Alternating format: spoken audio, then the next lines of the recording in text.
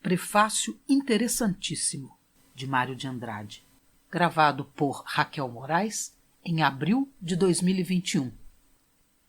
Dans mon pays de fiel et d'or, j'en suis la loi. E. Verhaeren. Leitor, está fundado o desvairismo. Este prefácio, apesar de interessante, inútil.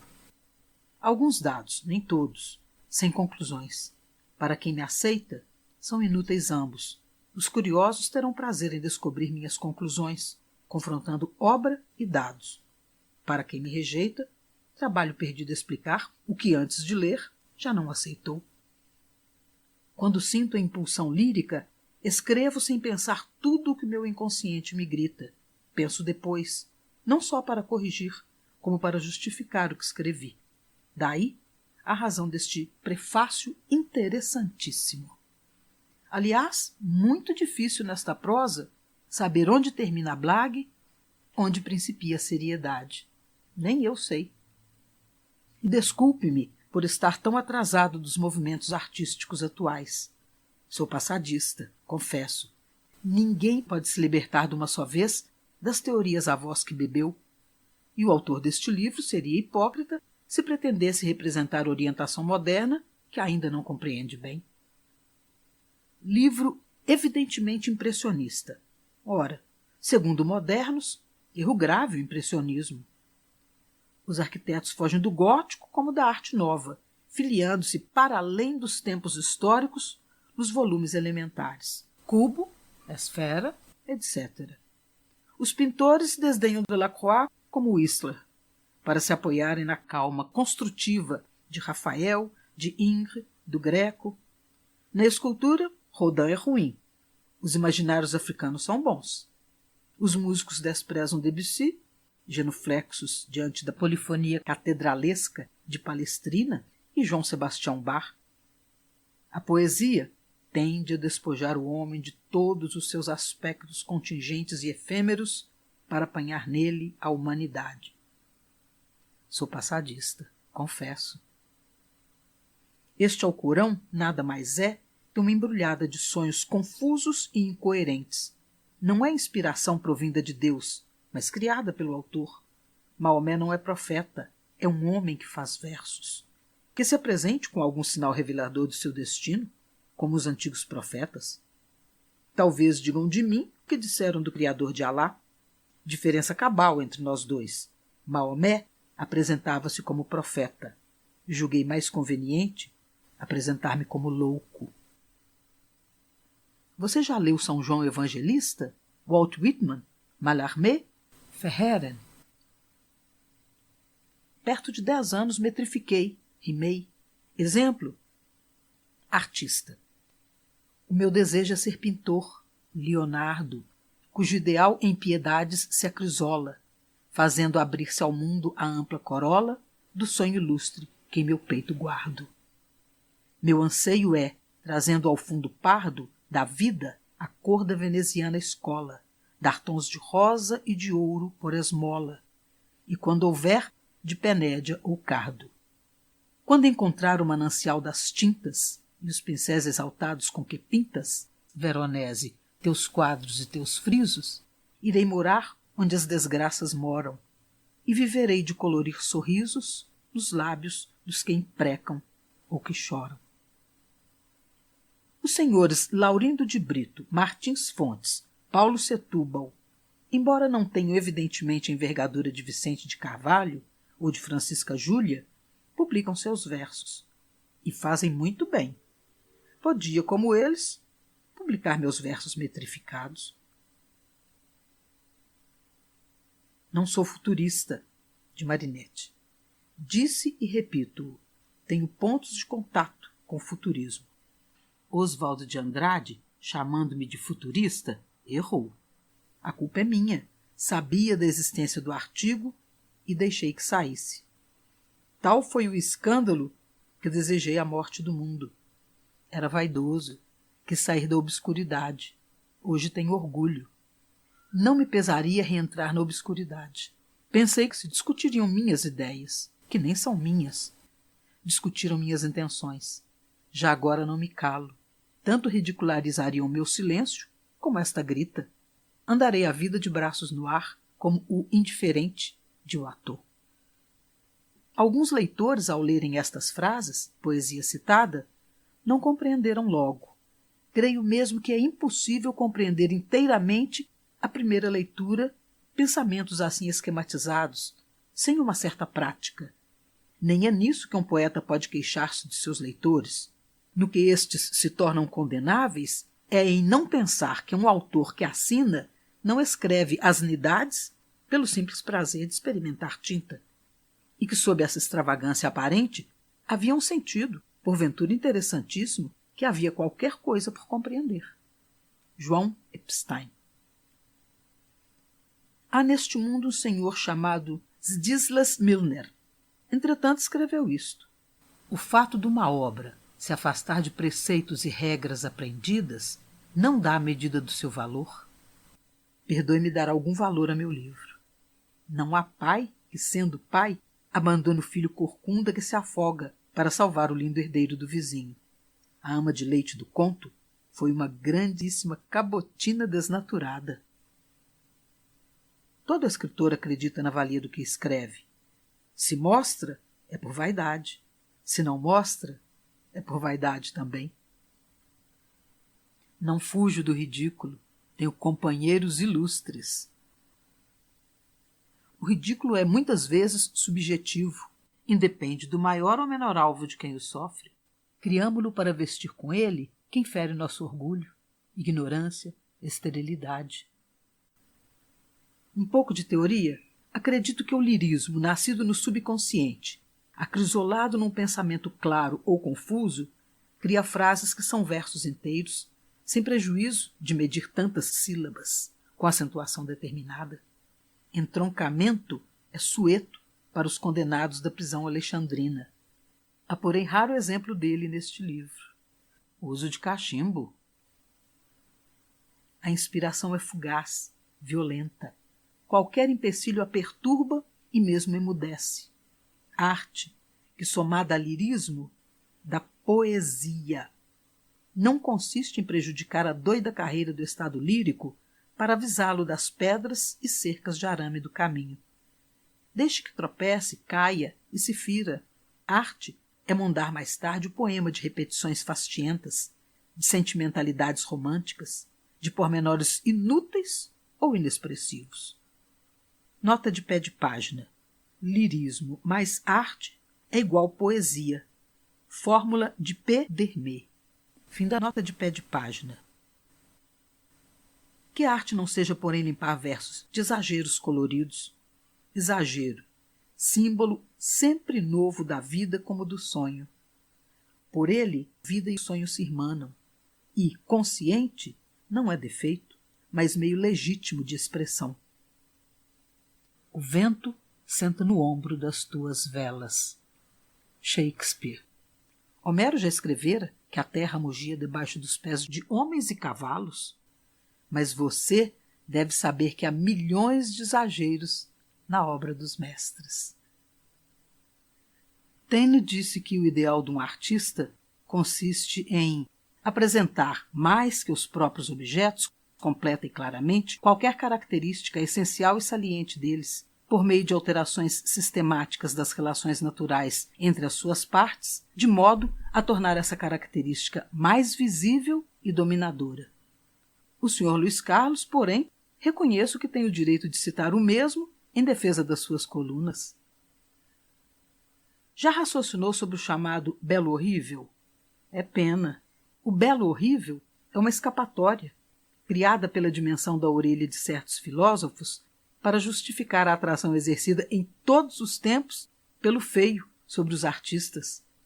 Não me venham dizer que o artista, reproduzindo o feio, o horrível, faz obra bela. Chamar de belo o que é feio, horrível, só porque está expressado com grandeza, comoção, arte, é desvirtuar ou desconhecer o conceito da beleza. Mas feio igual pecado atrai. Anita Malfatti falava-me outro dia no encanto sempre novo do feio. Ora, Anita Malfatti ainda nem leu Emílio Bayard. o fim lógico de um quadro é ser agradável de ver. Todavia, comprazem-se os artistas em exprimir o singular encanto da feiura. O artista sublima tudo. Belo da arte, arbitrário, convencional, transitório, questão de moda. Belo da natureza, imutável, objetivo, natural, tem a eternidade que a natureza tiver. Arte não consegue reproduzir natureza, nem este é seu fim. Todos os grandes artistas, ora consciente, Rafael das Madonas, Rodin do Balzac, Beethoven da Pastoral, Machado de Assis do Brás Cubas, ora inconscientemente, a grande maioria, foram deformadores da natureza, donde infiro que o belo artístico será tanto mais artístico quanto mais subjetivo, quanto mais se afastar do belo natural. Outros infiram o que quiserem, pouco me importa.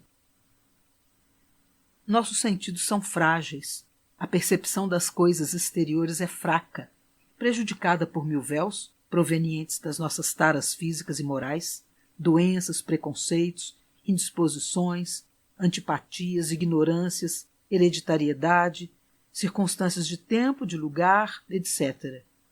Só idealmente podemos conceber os objetos como os atos, na sua inteireza bela ou feia. A arte, que mesmo tirando seus temas do mundo objetivo, desenvolve-se em comparações afastadas, exageradas, sem exatidão aparente, ou indica os objetos como um universal, sem delimitação qualitativa nenhuma, tem o poder de nos conduzir a esta idealização livre, musical. Esta idealização livre, subjetiva, permite criar todo um ambiente de realidades ideais onde sentimentos, seres e coisas, belezas e defeitos se apresentam na sua plenitude heróica que ultrapassa a defeituosa percepção dos sentidos. Não sei que futurismo pode existir em quem quase perfilha a concepção estética de Fichte. Fujamos da natureza, só assim a arte não se ressentirá da ridícula fraqueza da fotografia colorida. Não acho mais graça nenhuma nisso da gente submeter comoções a um leito de Procusto para que obtenham em ritmo convencional número convencional de sílabas. Já, primeiro livro, usei indiferentemente, sem obrigação de retorno periódico, os diversos metros pares. Agora, liberto-me também desse preconceito. Adquiro outros. Razão para que me insultem? Mas não desdenho baloiços dançarinos de redondilhas e decassílabos. Acontece a comoção caber neles. Entram, pois, às vezes, no cabaré rítmico dos meus versos. Nesta questão de metros, não sou aliado. Sou como a Argentina. Enriqueço-me. Sobre a ordem, repugna-me, com efeito, o que Musset chamou l'art de servir à point un dénouement bien cuit. Existe a ordem dos colegiais infantes, que saem das escolas de mãos dadas 2 a 2. Existe uma ordem nos estudantes das escolas superiores, que desce uma escada de 4 em 4 degraus, chocando-se lindamente. Existe uma ordem ainda mais alta na fúria desencadeada dos elementos. Quem leciona a história do Brasil obedecerá a uma ordem que, certo, não consiste em estudar a Guerra do Paraguai antes do ilustre acaso de Pedro Álvares. Quem canta seu subconsciente seguirá a ordem prevista das comoções, das associações de imagens, dos contatos exteriores. Acontece que o tema, às vezes, descaminha. O impulso lírico clama dentro de nós como turba enfuriada. Seria engraçadíssimo que a esta se dissesse: alto lá, cada qual berre por sua vez, e quem tiver o argumento mais forte, guarde-o para o fim. A turba é confusão aparente. Quem souber afastar-se idealmente dela, verá o imponente desenvolver-se dessa alma coletiva, falando a retórica exata das reivindicações. Minhas reivindicações? Liberdade. Uso dela, não abuso. Sem embridá-la nas minhas verdades filosóficas e religiosas, porque verdades filosóficas, religiosas, não são convencionais como a arte, são verdades. Tanto, não abuso. Não pretendo obrigar ninguém a seguir-me. Costumo andar sozinho. Virgílio, Homero não usaram rima. Virgílio, Homero têm assonâncias admiráveis. A língua brasileira é das mais ricas e sonoras e possui o admirabilíssimo ão. Marinetti foi grande quando redescobriu o poder sugestivo, associativo, simbólico, universal, musical da palavra em liberdade. Aliás, velha como Adão. Marinetti errou. Fez dela sistema. É apenas auxiliar poderosíssimo. Uso palavras em liberdade. Sinto que o meu copo é grande demais para mim. E ainda bebo no copo dos outros. Sei construir teorias engenhosas, quer ver? A poética está muito mais atrasada que a música. Esta abandonou, talvez mesmo antes do século VIII, o regime da melodia, quando muito oitavada, para enriquecer-se com os infinitos recursos da harmonia. A poética, com rara exceção até meados do século XIX francês, foi essencialmente melódica. Chamo de verso melódico o mesmo que melodia musical, arabesco oriental de vozes, sons consecutivas, contendo pensamento inteligível. Ora, se em vez de unicamente usar versos melódicos horizontais, Mnizaret, a divina, a pálida Frinéia, comparece ante a austera e rígida assembleia do Areópago Supremo. Fizermos que se sigam palavras sem ligação imediata entre si. Estas palavras, pelo fato mesmo de se não seguirem intelectual gramaticalmente, se sobrepõem umas às outras para a nossa sensação, formando não mais melodias, mas harmonias. Explico melhor. Harmonia, combinação de sons simultâneos. Exemplo, arroubos, lutas, setas, cantigas, povoar. Estas palavras não se ligam, não formam enumeração. Cada uma é frase, período elíptico, reduzido ao mínimo telegráfico. Se pronuncio arroubos, como não faz parte da frase, melodia, a palavra chama atenção para o seu insulamento e fica vibrando, à espera de uma frase que lhe faça adquirir significado e que não vem. Lutas, não dá conclusão alguma a arroubos, e nas mesmas condições, não fazendo esquecer a primeira palavra, fica vibrando com ela. As outras vozes fazem o mesmo. Assim, em vez de melodia, frase gramatical, temos acorde arpejado, harmonia, o verso harmônico. Mas, se em vez de usar só palavras soltas, uso frases soltas, mesma sensação de superposição, não já de palavras, notas, mas de frases, melodias. Portanto, polifonia poética. Assim, em Pauliceia Desvairada, usam-se o verso melódico, São Paulo é um palco de bailados russos, o verso harmônico, a cainsalha, a bolsa, as jogatinas, e a polifonia poética, e às vezes 2 e mesmo mais versos consecutivos. A engrenagem trepida, a bruma neva. Que tal? Não se esqueça, porém, que outro virá destruir tudo isso que construí. Para ajuntar a teoria. Primeiro, os gênios poéticos do passado conseguiram dar maior interesse ao verso melódico, não só criando-o mais belo, como fazendo-o mais variado, mais comotivo, mais imprevisto. Alguns mesmo conseguiram formar harmonias por vezes ricas, harmonias, porém, inconscientes, esporádicas. Prova inconsciência. Vitor Hugo, muita vez harmônico, exclamou depois de ouvir o quarteto do Rigoletto: façam que possa combinar simultaneamente várias frases e verão de que sou capaz. Encontra anedota em Galli, Estética Musical, se non è vero. Segundo, há certas figuras de retórica em que podemos ver embrião da harmonia oral. Como na lição das sinfonias de Pitágoras, encontramos germes da harmonia musical. Antítese, genuína dissonância. E se tão apreciada, é justo porque poetas, como músicos, sempre sentiram o grande encanto da dissonância de que fala G. Migaud. Terceiro, Comentário à frase de Hugo. A harmonia oral não se realiza como a musical nos sentidos, porque palavras não se fundem como sons, antes baralham-se, tornam-se incompreensíveis. A realização da harmonia poética efetua-se na inteligência. A compreensão das artes do tempo nunca é imediata, mas mediata.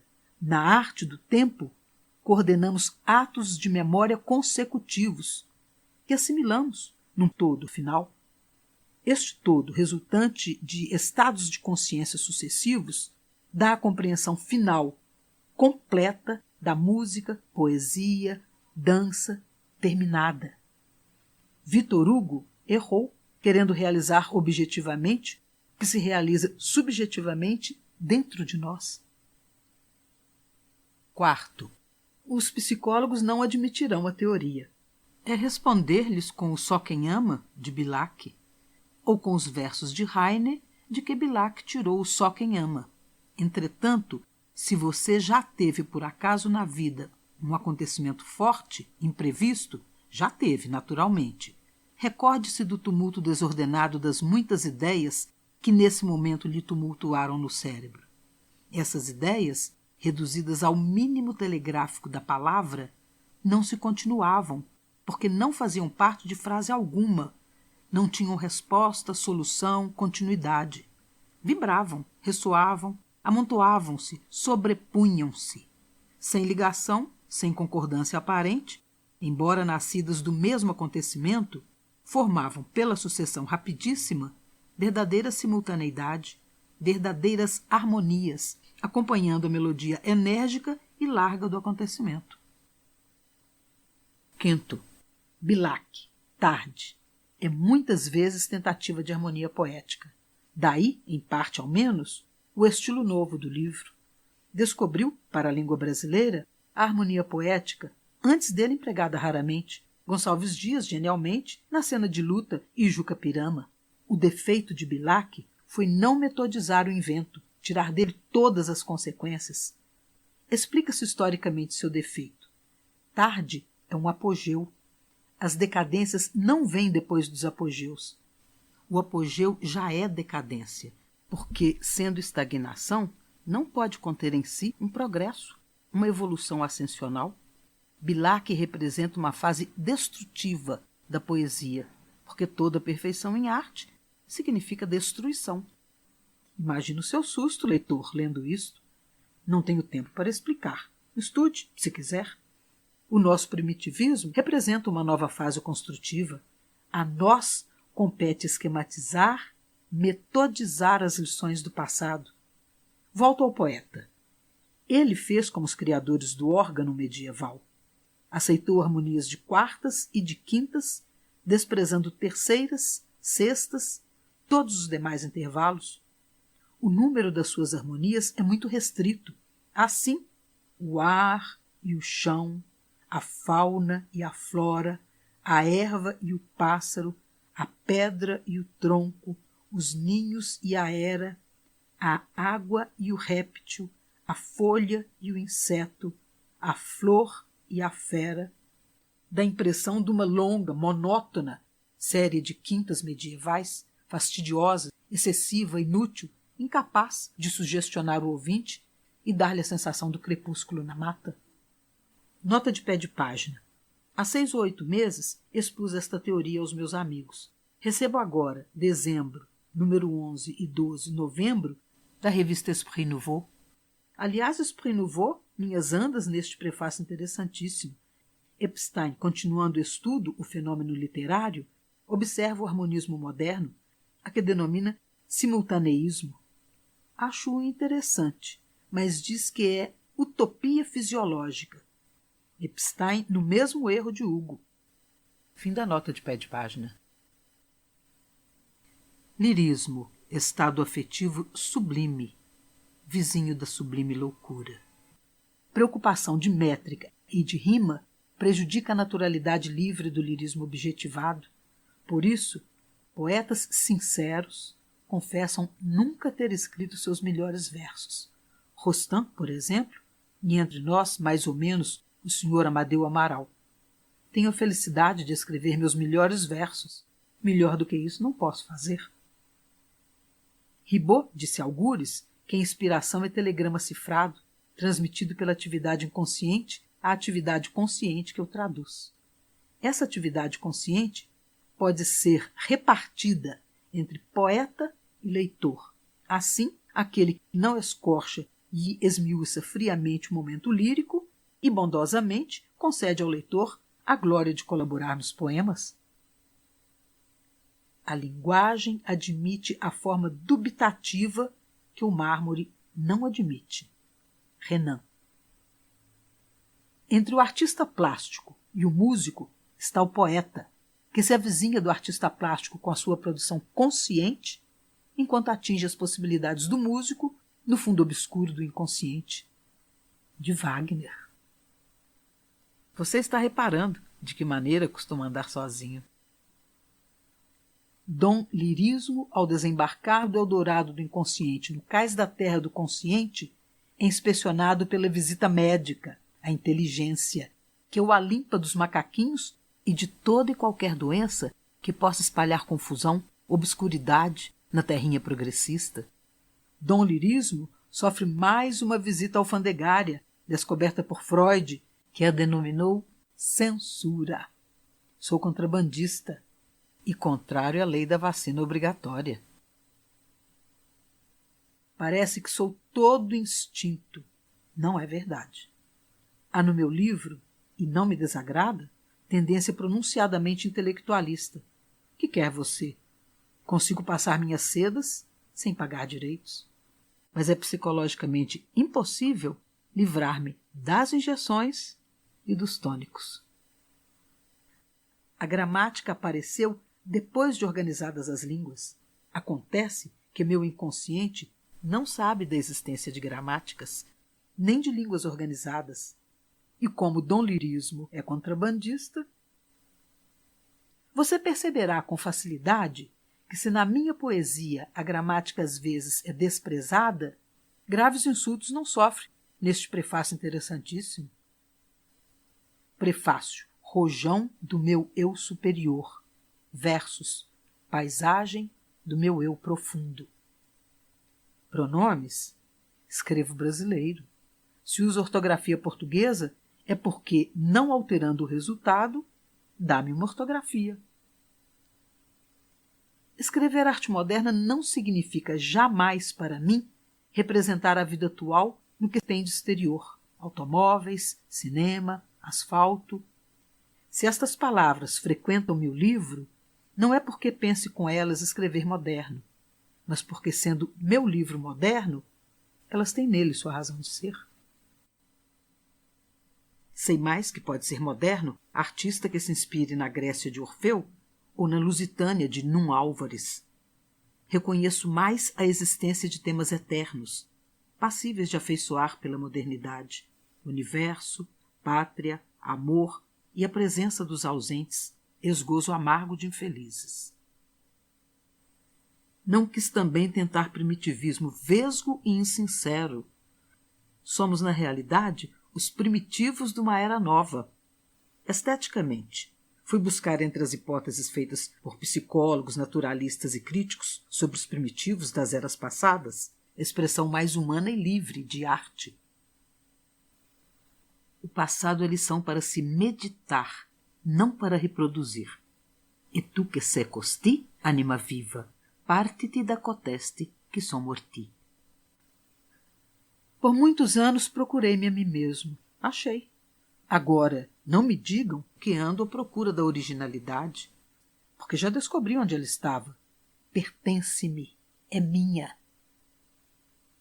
Quando uma das poesias deste livro foi publicada, muita gente me disse: não entendi. Pessoas houve, porém, que confessaram: entendi, mas não senti. Os meus amigos percebi mais de uma vez que sentiam, mas não entendiam. Evidentemente meu livro é bom. Escritor de nome disse dos meus amigos e de mim que ou éramos gênios ou bestas. Acho que tem razão. Sentimos tanto eu como meus amigos o anseio do farol. se fôssemos tão carneiros a ponto de termos escola coletiva, esta seria, por certo, o farolismo. Nosso desejo, alumiar, a extrema esquerda em que nos colocamos, não permite meio termo. Se gêmeos, indicaremos o caminho a seguir. Bestas, naufrágios por evitar. Canto da minha maneira, que me importa se me não entendem? Não tenho forças bastantes para me universalizar? Paciência. Com o vário alaúde que construí, me parto por essa selva selvagem da cidade. Como homem primitivo, cantarei a princípio só, mas canto é agente simpático. Faz renascer na alma de um outro, predisposto ou apenas sinceramente curioso e livre, o mesmo estado lírico provocado em nós por alegrias, sofrimentos, ideais. Sempre hei de achar também alguma, que se embalarão a cadência libertária dos meus versos. Nesse momento, novo anfião moreno e caixa d'óculos, farei que as próprias pedras se reúnam em muralhas, a magia do meu cantar, e dentro dessas muralhas esconderemos nossa tribo. Minha mão escreveu a respeito deste livro que não tinha e não tem nenhuma intenção de o publicar. Jornal do Comércio, 6 de junho. Leia a frase de Gourmont sobre contradição. Primeiro volume das Promenades littéraires. Rui Barbosa tem sobre ela página lindíssima, não me recordo onde. Há umas palavras também em João Cocteau, La Noce Massacrée. Mas todo este prefácio, com todo o disparate das teorias que contém, não vale coisíssima nenhuma. Quando escrevi Pauliceia Desvairada, não pensei em nada disto. Garanto, porém, que chorei, que cantei, que ri, que berrei. Eu vivo. Aliás, versos não se escrevem para leitura de olhos mudos. Versos cantam-se, urram-se, choram-se. Quem não souber cantar, não leia Paisagem número 1. Quem não souber urrar, não leia Ódio ao Burguês. Quem não souber rezar, não leia Religião. Desprezar a escalada, sofrer, coloque sentimental. Perdoar a cantiga do berço, um dos solos da minha loucura, das enfibraturas do Ipiranga. Não continuo, repugna-me dar a chave do meu livro. Quem for como eu, tem essa chave. E está acabada a escola poética Desvairismo. Próximo livro fundarei outra. E não quero discípulos. Em arte, escola é igual imbecilidade de muitos para a vaidade de um só. Poderia ter citado Gorge Fock. Evitava o prefácio interessantíssimo. Toda canção de liberdade vem do cárcere. Para ler outros poemas, acesse www.poeteiro.com. Contato iba@ibamendes.com